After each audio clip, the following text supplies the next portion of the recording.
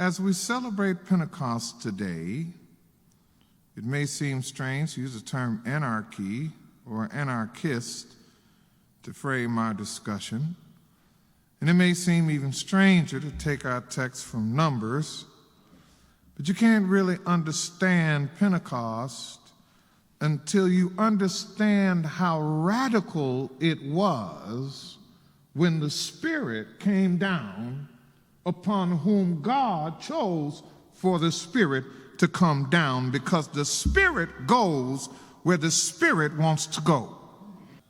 If God uses them, just enjoy the blessings of the Lord. If God sees value in them, it's not for you to condemn. So I just really want to bring that story to you because it's so relevant now. I heard a city official say in Minnesota, who was liberal, who was Democratic, she said that these people who were starting these riots and all this trouble that's going on in the city, they're not from Minnesota. Said they are anarchists. They are outsiders. She said, I don't even recognize any of them. I don't know who they are. They are not us. They don't represent us. And it made me think, she went so far as to call them terrorists.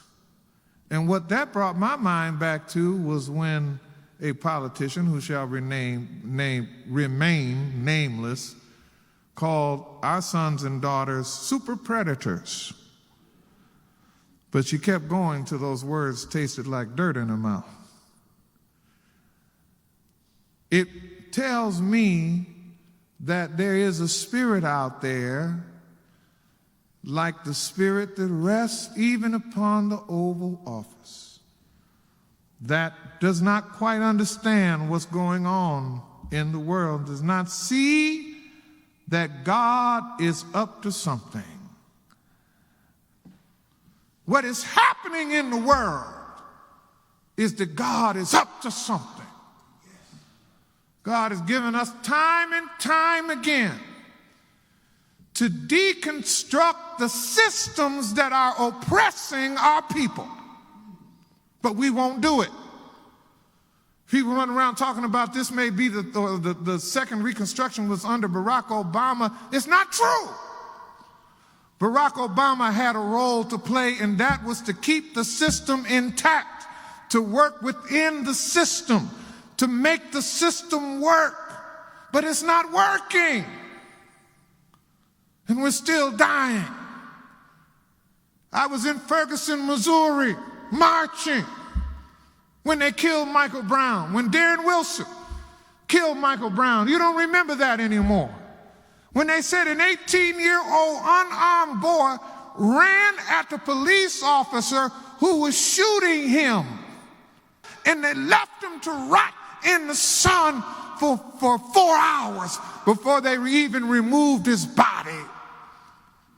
Reminds me of what they used to do with the crucifixion. They would just leave you hanging there so that you would warn others not to mess with the system.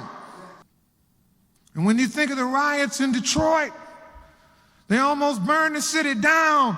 But let me tell you something. You never would have had a black mayor. You never would have had a black police chief. You never would have had the black folks sitting on city council if there had not been the riots and the deconstruction of the vestiges of racism that have been in Detroit a long time.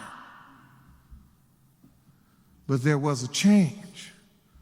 We haven't gone far enough because we're still dying disproportionately. We haven't gone far enough because there's still a lack of equal access to opportunity. We have not gone far enough because there is still a lack of equal protection under the law. We still have disparities in health care.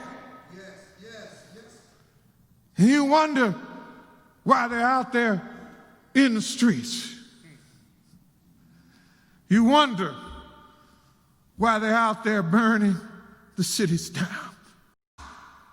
So don't tell me about some kids out here throwing firecrackers until you deal with the poverty that kills, the poverty that sickens, the poverty that steals. You got to deal with that violence before you tell me about the violence that is raging in the streets.